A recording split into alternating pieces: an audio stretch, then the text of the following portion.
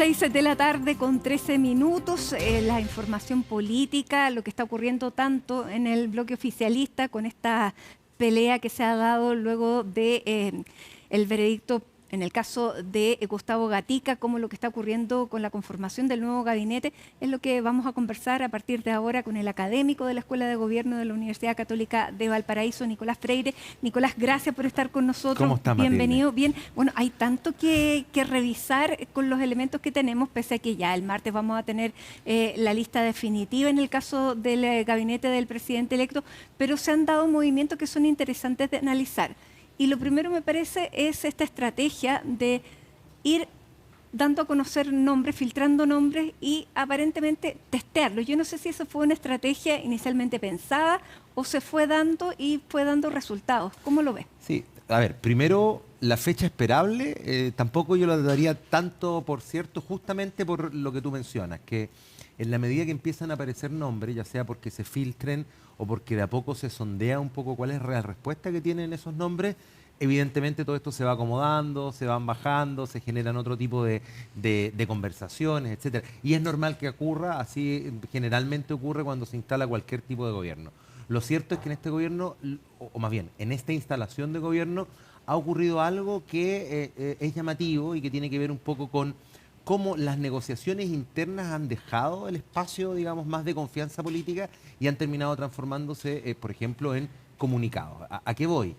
Había una conversación, todo el mundo lo sabía, era evidente, entre el presidente electo, José Antonio Kast, Johannes Kaiser, y esto termina, el no final, o que pareciera ser final, ya conversaremos sobre eso, termina expresándose a través de un comunicado público que hace el Partido Nacional Libertario. Eso es raro, ¿no? En esta lógica, cuando uno me pregunta, ¿es normal que suban, bajen nombres? Sí, yo te diría es normal que eso ocurra, pero lo que no es normal es que se termine zanjando o presionando, ya vamos a ver a qué responde este comunicado, por fuera, no fuera de la conversación más interna. Porque generalmente cuando uno sondea los nombres no es para ver cómo responden los propios en los medios de comunicación. Los propios responden en vía, en un canal más directo, ya sea con la oficina del presidente electo, ya sea con el mismo presidente del partido del presidente electo, con Arturo Esquella, del Partido Republicano, pero nunca a través de una intermediación más mediática, si tú quieres.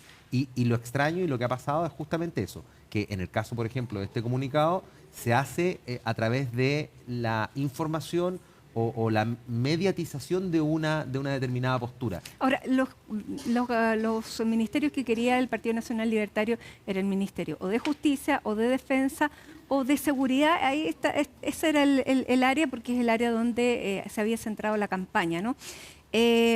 No hay nombre para Ministerio de Seguridad. Hoy por hoy no, también porque, y estas es jugar a distintas cuerdas, ¿no? No solo el Partido Nacional Libertario había puesto yo te diría Johannes Kaiser en particular. Yo creo que cuando hablamos del Partido Nacional Libertario, una cosa es evidentemente los nombres que ellos tengan, pero también es asegurar qué espacio va a poder cubrir Johannes Kaiser dentro de este gabinete. Y ahí, evidentemente, Defensa aparecía como el mejor provecho para una instalación, ¿no? En términos también políticos y electorales, de quién vaya a cubrir ese ministerio con el discurso que tiene el mismo Johannes Kaiser. Pero cuando digo hay cuerdas distintas y separadas, tiene que ver con que también se ha conversado de que era un ministerio muy, digamos, existía una ambición por parte del exalcalde Carter, que en algún momento sonó mucho en seguridad, pero que también había filtrado de que su interés estaba más en defensa. Incluso se filtró el hecho de que se pensaba que pudiese ser seguridad y defensa, algo que era bien llamativo, pero que también respondía al enorme costo político que podría tener al salir del Senado sin ni siquiera haber asumido prácticamente, ¿no? Y dejar 8 años por un tiempo bien además, fortuito, o sea, uno indefinido, indeterminado, uno no sabe cómo le va a ir, cómo puede salir de un ministerio tan complejo como el de seguridad. Y agrégale eso, que tampoco es muy medible el impacto que tenga esto en la percepción ciudadana, es decir, alguien que en plena campaña, quienes lo criticaban de turismo electoral, por así decirlo. Una vez que eventualmente se hubiese confirmado de que ni siquiera entra al Congreso, sino que esto le sirvió como trampolín para poder llegar a un ministerio que él negociaba y que él forcejeó, por así decirlo, bueno, yo creo que la variable de cómo te va a juzgar la ciudadanía es un elemento que hoy día es poco predecible, pero muy probablemente no iba a ser muy positiva esa, digamos, esa valoración. Tiene poco que ganar. Tiene poco que ganar. Bueno, y en este contexto, un tercer elemento, una tercera rienda, y volviendo a lo que tú me preguntabas, que tiene que ver en particular con Turner, que estaba sonando en el Ministerio de Defensa. Guillermo Turner, que es un periodista que ha tenido trayectoria en medios, en la asociación gremial como Claro. en presidente de la Asociación Nacional de Prensa, pero Y que había hecho un curso de reservista del ejército. Esa era un poco esa la era vinculación. la vinculación que tenía con el ejército. Tampoco tiene una tradición política que lo vincule. O sea, era bien extraña esa nominación en ese cargo. Sí, lo extraño, deja concentrarme primero en el hecho de que ahí también hay una tercera cuerda y una tercera tensión, porque Turner había sido criticado ni siquiera en una platea mediática, sino que había recibido más críticas internas de los partidos, sobre todo los partidos que conforman el gobierno, o que van a Chile conformar Vamos. el gobierno, Chile Vamos, Renovación Nacional y la UDI. Y en ese contexto, en donde esta crítica era más partidista, se abría otra arista más, una cuarta rienda que tiene que ver con el poco espacio que eventualmente estaban teniendo esos partidos dentro de el futuro gabinete del presidente Kast. Y ahí me conecto con lo que tú dices. Efectivamente, lo que uno podía empezar a vislumbrar era que en el afán de declararse ajeno a estos partidos políticos, de querer tener un gobierno más técnico o un gobierno, digamos, más vinculado a su sector, y no con tantos espacios a Chile Vamos en particular, que se ha venido hablando desde el término de la primera vuelta, de cómo Chile Vamos podría aportar con experiencia a este gobierno.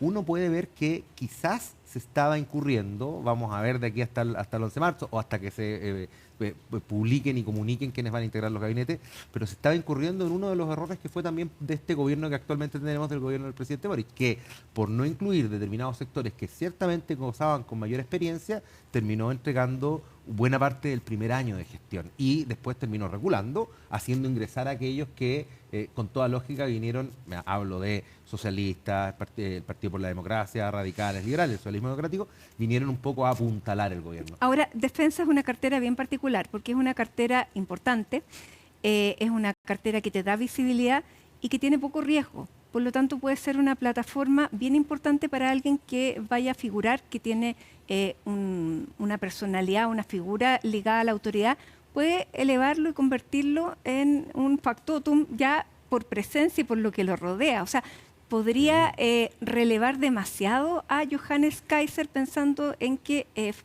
un eventual rival, ¿no es verdad? Sin lugar a duda, y yo te diría que basta mirar, por ejemplo, hay dos elementos que confirman lo que tú me estás planteando.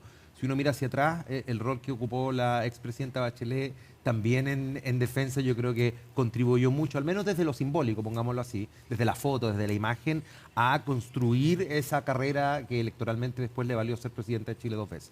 Primer punto. Y el segundo punto es que también hay un contexto internacional en donde los ministerios de defensa, más allá de lo que le corresponde a la cartera de Exteriores, a la Cancillería, los ministerios de defensa hoy día pueden jugar un rol central desde lo comunicacional, justamente vinculándose con esto. Baste pensar en Estados Unidos que el Ministerio de Defensa tiene un cambio informal de nombre y termina llamándose Ministerio de Guerra. Y ahí tienes el tercer elemento que tiene que ver con el Ministerio de Defensa ofrece, por su lógica y su posición, un discurso más duro, por su naturaleza. Y ese discurso más duro, evidentemente, Johannes Kaiser no solo se podría sentir más cómodo, lo potencia sino que como habría avión, sido claro. una potencia importante para su figura. Además, dentro de la personalidad y de las habilidades de Johannes Kaiser, es esta habilidad discursiva. Por lo tanto, el tono que tiene en ese cargo podría ser demasiado bueno para él. Sí, porque circunscribe en un espacio en donde el rol de la autoridad tiene un significado, un peso Claro. y un simbolismo. Que congenia muy bien con su personalidad y con su estilo. Empata y engancha perfectamente con su personalidad, que muchas veces, por ese mismo, llamémoslo autoridad, que puede señalar al momento de, voy a ser muy coloquial, ¿no? Hablar más duro, hablar más golpeado, Claro. hablar de frente. Bueno, en el mundo militar eso es la costumbre, es lo que corresponde por lo demás.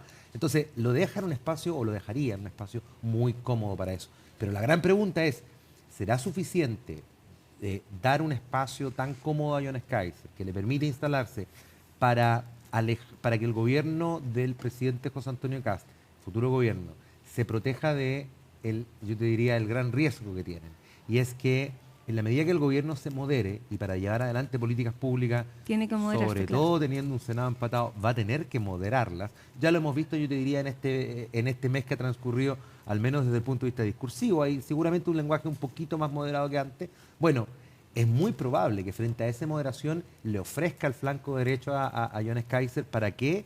Para que en la instalación, mirando en una futura candidatura presidencial de aquí a 4 años más, él pueda pasar a ser crítico del nuevo amarillismo, pongámoslo así, que pueda tener el gobierno de turno. Entonces, yo creo que tener a Johannes Kaiser dentro del gabinete, sí, en una posición cómoda podría ser una alternativa válida para él, pero el gobierno en esa negociación es, bueno, ¿qué tan seguro voy a estar que en ese rol no se termine transformando en un detractor interno, ¿no? Una piedra en el zapato del mismo gobierno? ¿Qué te parecieron las declaraciones de Vanessa Kaiser, la senadora? Yo creo que hacen parte de este juego el policía duro, el policía blando. Evidentemente, yo creo que está juega un rol, además juega un rol discursivo, mucha mención a la casta, que tiene que ver con su sector, que muchas veces mira la dureza del discurso de Milei y de la hermana del presidente argentino. Hay un guiño comunicacional ahí, pero también yo te diría que hay determinadas formas de arropar a los propios. Yo creo que la publicación o los comentarios de Vanessa Kaiser también responden un poco a lo que se ha dado en estos últimos 2 días. ¿Qué ocurre? Primero, el Partido Nacional Libertario sale con este comunicado del que hablábamos, cerrando la puerta. Eso, voy a tomar otra lista, pero solo para ejemplificar. Eso abre la puerta para que empiece a sonar, por ejemplo, Jimena Rincón en algunos ministerios. Pero resulta que posteriormente, cuando además se tiene el eventual no de Carter, la eventual bajada de Turner, bueno, parece que las condiciones mejoran y es el mismo Johannes Kaiser el que sale diciendo, bueno, resulta que si cambian las condiciones efectivamente se puede volver a hablar. Sí, pero ahí también hay una moderación de su discurso. ¿Quién protege al Partido Nacional Libertario, al mismo Johannes Kaiser, de lo que tanto se le criticó al presidente Boric, que era de cambiar de opinión? Bueno, Vanessa Kaiser cumple ese rol hoy día, al menos desde lo comunicacional. Y el Partido Nacional Libertario había puesto condiciones de que no integraran el gobierno o el gabinete otros partidos pequeños como el Partido Amarillo y el Partido Demócrata, que están además en una posición que no sabemos si van a seguir existiendo como partido. Y ya suena el nombre de Jimena Rincón. Por lo tanto, ya hay un elemento que a ellos no les gustaría. Y también, por ejemplo, Evópoli con Francisco Undurraga en Ministerio de las Culturas. Sí, pero lo curioso o lo interesante de esto es que, tal como tú mencionas, la aparición de estos nombres, y agrégale también a Campos, que ha terminado sonando también para algunos ministerios, el ex ministro de Agricultura. Sí. Estos nombres justamente surgen cuando, después del aparente cierre de comunicaciones con el Partido Nacional Libertario. Con este comunicado. Exacto, no ocurren antes. ¿Por qué? Porque yo diría eso valida el hecho de que efectivamente había un veto. Si el Partido Nacional Libertario estaba dentro, una de las tensiones que tenía que administrar el futuro gobierno tenía que ver con la no incorporación de militantes o personeros de estos partidos o estos sectores, estos movimientos. Y entonces, en el momento en que se cierra la comunicación, la conversación con el Partido Nacional Libertario, y así se evidencia públicamente a partir del comunicado, bueno, empiezan a filtrarse otros nombres. La pregunta es, bueno, ahora que Johannes Kaiser vuelve a abrir la puerta, porque recordemos, dice, a nuevas condiciones pueden haber nuevas conversaciones, ¿qué va a pasar con esos nombres? La pregunta es, ¿seguirá sobre la mesa el nombre de Jimena Rincón en energía, de Campo en agricultura, de Undurraga en bienes nacionales? ¿Estará convencido el presidente electo de ponerlo a él dentro del gabinete en ese ministerio? Es que yo creo que es la gran decisión que tiene que tomar este gobierno y es el Partido Nacional Libertario, pero particularmente la figura de Johannes Kaiser fuera o dentro del gabinete. Yo creo que tiene que ver ahí. ¿Por qué? Porque una constitución más o menos clara, al menos desde el análisis político, es que por el puro posicionamiento electoral que se va a buscar, Johannes Kaiser va un poco a hacer, o su único camino indicaría que hiciera más o menos lo mismo que hizo José Antonio Kast para con Chile Vamos, es decir, extremar un discurso, marcar una diferencia. ¿Por qué? Porque si no, su oferta de valor no es nada respecto a lo que podría ofrecer un Arturo Esquella el día de mañana u otro liderazgo dentro del partido republicano. Rodolfo Carter. O el mismo Rodolfo Carter. Con mayor razón si ponemos el antecedente, que es un antecedente no solo a nivel nacional, sino que sobre todo respecto de lo que ocurre en todo el mundo, en donde los gobiernos que llegan con un discurso más ultrón, un discurso más radicalizado desde lo comunicacional, para poder llevar adelante algún mínimo de gobernabilidad, tienen que entrar a dialogar, tienen que entrar a conversar, porque además el juego legislativo, en este caso en Chile, lo va a exigir. Ya, ¿tú dices que es mejor tenerlo adentro para las aspiraciones de José Antonio Kast? Yo creo que para las aspiraciones de José Antonio Kast, lo mejor sería configurar una estrategia táctica en donde existe un acuerdo, ¿no? Respecto de cuál va a ser el rol que va a ocupar Johannes Kaiser, primero. Y en ese sentido, yo creo que es mejor un Johannes Kaiser fuera del gabinete. ¿Por qué? Porque bajo la constatación de que esto en algún momento, esto es una bomba de tiempo que va a explotar, yo diría que las repercusiones que puede tener explotando dentro del gobierno son esquirlas mayores y puede dejar mucho más daños de lo que dejaría siendo una oposición Pero ahí si desde él la derecha. se sale de los márgenes, el presidente tiene la facultad de sacarlo. Ah, no, sin lugar a dudas, pero al momento de sacarlo o al momento del mismo Johannes Kaiser renunciar, bueno, ese hito es el que marca una eventual fractura Claro. y el distanciamiento comunicacional. Entonces, eso, digamos, hace parte de las lógicas que estos podrían tener y Ya. de cómo podría seguir el camino de esta relación, de esta delicada relación entre el presidente electo y Johannes Kaiser. Bueno, que este fin de semana para revisar esto porque el 20 se da a conocer el gabinete. Ahora, hablando de distancia, vámonos al oficialismo, porque el oficialismo, a partir de la absolución de Claudio Crespo, en el caso de Gustavo Gatica, ahí sí que hay una división evidente, que fue una tensión que se mantuvo durante los 4 años entre el Partido Comunista, el Frente Amplio con el socialismo democrático, y que estalla de una manera bastante, con toda la fuerza tal vez que venía acumulando desde el principio. Sí, y es raro, no la tensión y no la evidente distancia, es raro el motivo por el que estalla. ¿Por qué creo que es raro? Porque poco antes de que, tanto desde el Frente Amplio como desde el Partido Comunista, se empezaran a asignar culpa y responsabilidad en socialismo democrático respecto de la aprobación de la ley Nain Retamal, el gobierno había sacado este programa de los 1000 logros del gobierno, en donde la ley Nain Retamal estaba reconocida como uno de los logros del gobierno. Entonces, al final del día es raro, ¿por qué? Porque indirectamente le están pegando a uno de los que el mismo gobierno reconoció en esta primera publicación Ya, de esta pero también como es bien propio. raro que teniendo dentro de los 1000 logros, el presidente, cuando se le pregunta por esta ley, diga que, bueno, que en realidad es una ley que ellos no presentaron, que es una ley que ellos o sea, que tuvieron que asumir y tramitar. O sea, no asume que el gobierno toma la ley, la defiende, la promulga y la promulga rápido. O sea, no se hace cargo de Sí, la ley. es que ahí yo creo que tú das en el clavo, porque más que la crítica del Frente Amplio, del Partido Comunista, socialismo democrático, que ha sido, no digo permanente, pero de alguna manera frecuente, ¿no? En estos años, Claro, uno no se pregunta. la gota que termina rebalsando el vaso es que el presidente, aparentemente y desde la perspectiva del socialismo democrático, un poco se lava las manos respecto de esta pugna, en vez de salir a decir, no, pues tal como lo dices tú, esta es una ley que más allá de la iniciativa el gobierno toma, el gobierno maneja los tiempos, Hizo el gobierno propia, la firma, defiende promulga. y la promulga. Claro, además de que hay indicaciones por parte del gobierno en esta ley. Entonces, es complejo. Ahora, Por eso es raro que hoy día aparezca pidiendo la unidad, sí, cuando no, él también contribuyó con una no, piedra en y este. agreguemos otro elemento. La conversación respecto de las culpas del gobierno en el resultado electoral todavía no ha terminado entre los partidos, particularmente de socialismo democrático. Recuerda que hubo una minuta, voy al otro sector, dentro del mismo Partido Comunista, que asignaba muchas de las culpas al presidente de la República. Dentro del Partido de Socialismo Democrático, esa misma conversación estaba dada respecto de cómo se transformó en una piedra importante en el zapato el presidente de la República, el Frente Amplio, por cuanto tiene que ver con el resultado electoral de Janet Jara. Entonces, digo, es llamativo cómo ocurre, pero no es llamativo que ocurra. Si al final del día, tú decías, estas diferencias llevan 4 años, llevan un poquito más, hay que recordarse las palabras. Claro. Hay que recordarse, basta recordar las palabras del mismo ministro hoy día del Interior cuando decía No se humilla no se humilla al partido de Allende. Y esa humillación refería a la exclusión de las primarias con Partido Comunista y Frente Amplio. Entonces, Por eso es bien raro que el mismo Álvaro Elizalde insista en esta probable alianza del Partido Socialista con el Frente Amplio. sí, yo creo que eso responde a dos cosas. Ahí ya no, nos vamos a otro lado, pero te lo agrego en el radar. Y es uno, que el ministro Álvaro Elizalde evidentemente es un cuadro muy disciplinado dentro del gobierno, por lo tanto difícilmente va a ir con una línea distinta a la que tiene el presidente.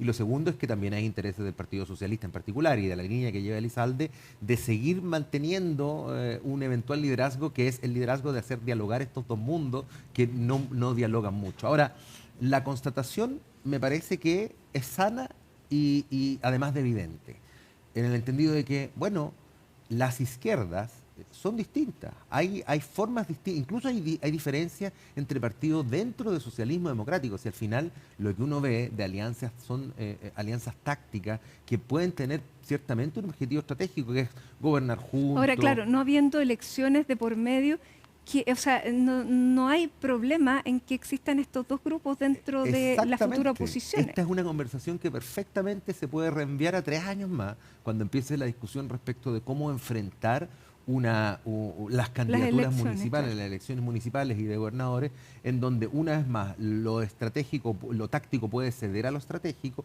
Efectivamente, dos oposiciones distintas pueden encontrar elementos en común. Pero esa es una conversación de 3 años más. Hoy día me parece hasta bueno, ¿no?, desde el punto de vista de la salud del sistema político y de cómo se ponen sobre la mesa las ideas políticas, que existan estas diferencias entre dos tipos de oposición que no solo difiere en lo ideológico, en lo programático, sino que también difiere en las formas, ¿no? Por cierto, porque uno mira las declaraciones del Frente Amplio y del Partido Comunista de esta última semana y se parecen mucho a las declaraciones que tenían antes de ser gobierno. Y uno dice, ¿qué oposición van a hacer? Y es distinta a la postura que ha tomado el Partido Socialista, el PPD, el Partido Liberal, el Partido Radical. Son distintos. Son muy distintos desde, recordemos... La pregunta es si aprendieron. No tengo esa respuesta, siendo muy honesto. Yo creo que en 4 años de gobierno, uno de los aprendizajes que sí se llevó a cabo es que hay diferencias que se mantienen. No obstante, puedan encontrarse elementos en común, no obstante, puedan participar de un gobierno y tener determinados logros, pero muchas también de las deficiencias que tuvo y de los problemas y de los errores que cometió el gobierno, ciertamente algunos derivaron de la gestión propia del presidente de la República, otros también fueron derivación de esta falta de coordinación, falta de diálogo. La misma presidenta del Partido Socialista, Paulina Bodanovich, señalaba, bueno, habían reuniones semanales en donde muchas veces no participaban, digamos, personas con mucho rol de autoridad dentro del gobierno. Eso también explica un poco la mirada que el gobierno ha tenido respecto de cómo, cuándo y cuánto necesitan los partidos que forman parte de esta coalición. Y además agreguémosle otros 2 elementos. Uno, hoy día, ojo, que tienes una democracia cristiana más decidida a hacer oposición, obviamente. Pero no seguir el camino propio, que no le lleva a ninguna parte. Pero evidentemente no seguir el camino propio, tener la constatación de ser oposición, dista mucho de la democracia cristiana queriendo ser una oposición del tipo y de la forma que pretende serlo el Frente Amplio y el Partido Comunista, por ejemplo. Y agregamos otro dato que poco se ha conversado, pero yo creo que esto va a tener, más allá de los resultados en términos de alianzas, coaliciones y pactos, a futuro, obviamente, va a tener una repercusión inmediata y que tiene que ver con la discusión administrativa que hoy día se da en el Congreso para la constitución de las mesas, de las comisiones, de los comités, etcétera. Yo creo que también aquí hay una señal que viene desde fuera respecto de los parlamentarios de cómo poder ordenarse de cara a la administración del Congreso Nacional para los próximos 4 años. Esto yo creo que deja también en una posición un poco más libre a los partidos de socialismo democrático de transformarse en lo que declararon ser el día después de la elección, una oposición vigilante pero constructiva, a diferencia de lo que ocurrió muchas veces con el Frente Amplio y con el Partido Comunista, o con personeros del Frente Amplio y personeros del Partido Comunista. Y eso yo creo que puede tener una repercusión importante respecto de cómo se articulan los espacios dentro de la Cámara de Diputados, particularmente, en el Senado también, pero dentro de la Cámara de Diputados en particular, la mesa de la Cámara, las distintas vicepresidencias, etcétera. Bueno, una conversación que vamos a seguir viendo, pero estas 2 almas que tenía la alianza de gobierno nunca lograron cuajar, nunca tuvieron ni siquiera un nombre, por lo tanto, aglutinadas por el poder, sin el poder, vamos a ver entonces si siguen juntas. Aparentemente eso tiene poco destino. Tiene poco destino. Yo creo que son 2 oposiciones distintas que pueden confluir en algún determinado momento electoral o pensando en un nuevo gobierno, sin lugar a dudas, pero las formas y los fondos yo creo que evidencian diferencias y matices importantes. Nicolás Freire, académico de la Escuela de Gobierno de la Universidad Católica de Valparaíso, gracias por acompañarnos con el análisis súper interesante. Así que, bueno, ya después de nombrado el gabinete seguiremos conversando. Muchas gracias. Que esté bien, gracias.